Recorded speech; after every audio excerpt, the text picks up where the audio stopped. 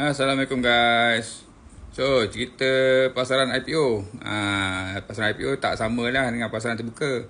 Pasaran terbuka kalau anda lihat foreign fund dah mula kembali ke dalam bursa kan. Tapi pasaran IPO masih lemau lah kan. Kalau anda lihat seperti yang FY dah terangkan dalam video sebelum ini, kalau anda follow FY kan. FY dah cakap dah, saham-saham ni jangan letak dia over value. Jangan letak dia value yang tinggi lah kan. Dan tiga kata lain, kalau nak laku kena kurangkan harga lah. Jadi kalau anda lihat ada dua perkara yang berlaku kebelakangan ini pada saham IPO. Satu, kalau anda lihat ada saham IPO yang dah diturunkan harga. Contohnya saham Eco ni kan. Saham Eco ni IPO price dia RM1.21 kan. Jadi sekarang dia dah turun lah kepada RM1.13. So dalam masa 10 hari insyaAllah tuan-tuan dan puan-puan akan dapat cek balance kembali lah. Tak kisahlah kalau anda apply dekat kat Maybank 7 ke kat Momo ke, dia akan pulangkan balik berdasarkan alamat dalam CDS anda.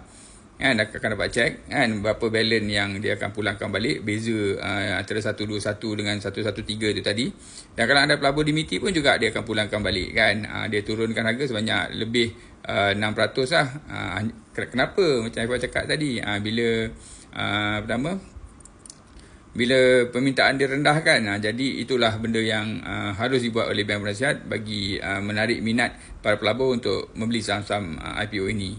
Tapi pun begitu, untuk saham Eco ni, foreign pula dah, Cornerstone kan, PNB dan sebagainya memang tapau lah dengan cerita oversubscribe tuan-tuan.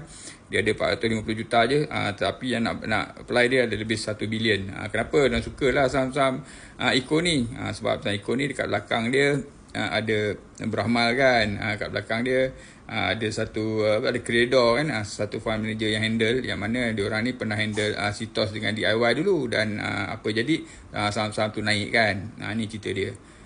Begitu juga yang keduanya, apa yang diorang buat adalah diorang defer lah, dia panjangkan kan, panjangkan. Contohnya saham Kuku dah dipanjangkan ke bulan, dia telah dipostpone ke bulan Jun, dan pada masa sama harga pun dah diturunkan kan, dengan cerita dah turun lah kepada RM1.10 kan, daripada RM1.29. Inilah perkara yang berlaku, yang harus berlaku, dengan harapan dengan penurunan ini dia akan menarik minat para pelabur untuk membeli saham ni bila dia masuk dalam bursa Malaysia nanti.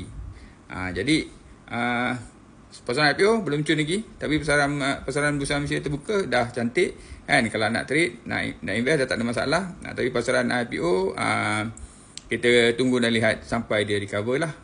Alright tuan-tuan, jangan lupa follow dan subscribe channel